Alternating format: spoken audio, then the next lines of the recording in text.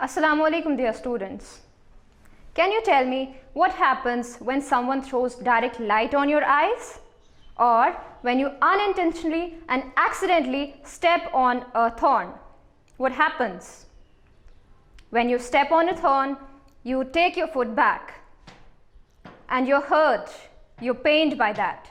And when someone throws direct light on your eyes, you close your eyes or you put your hands before your eyes, so that the light may not come directly to your eyes. So this is not you, this is your brain which is telling you to do all these actions, and this is the brain's response towards something that is hurting it. The thorn is hurting your foot, so your brain is telling your foot to step back. So today's lesson is our wonderful brain, and it is a conversation between a mother and a daughter. Let's see a video of the conversation between the mother and the daughter about what is brain and how it functions. Our wonderful brain. What does our brain do? What are nerves? How is our brain like a computer? Aruna's mother is working on the computer in her room. Aruna rushes in angrily. Vivek says I don't have a brain. That's not true, is it? I do have a brain. Of course, you do. All creatures have brains and you have a very good one. Do cockroaches and flies have brains too? Yes, they do. However, theirs is not as big or as clever as ours. Why is my brain clever? Your brain helps you learn things and remember them. It collects information. It also gets messages from different parts of the body about what is happening inside you and around you. Then it sends messages to different parts of the body telling them what to do. I didn't understand that. Well, suppose a mosquito bites you on the neck. The nerves in the neck send a something is biting message to the brain. Your brain decides what should be done.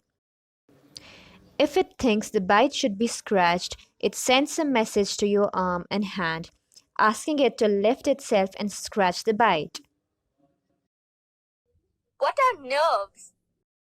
Nerves are special cells that are quite long. They connect different parts of your body to the brain.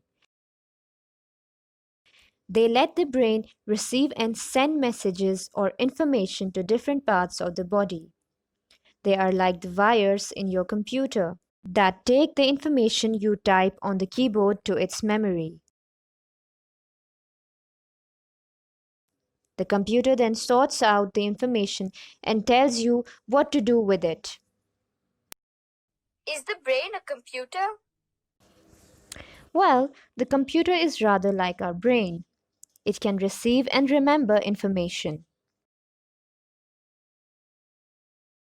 It has a memory and it can learn to do things.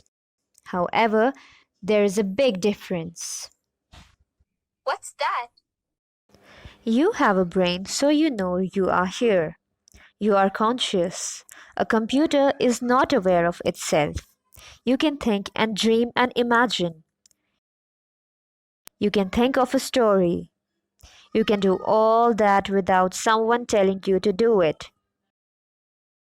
A computer cannot do anything that it hasn't already been told to do. You also feel things.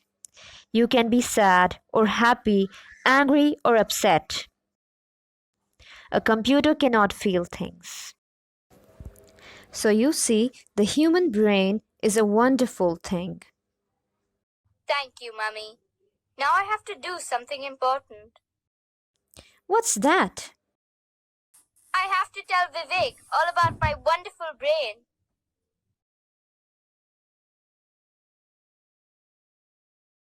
So dear students, now that you've watched the video, always remember that whenever you're hurt or you're sad or you're happy or you're excited, it's not you, rather it's your brain that's letting you feel all those emotions. With this, I conclude today's English lesson.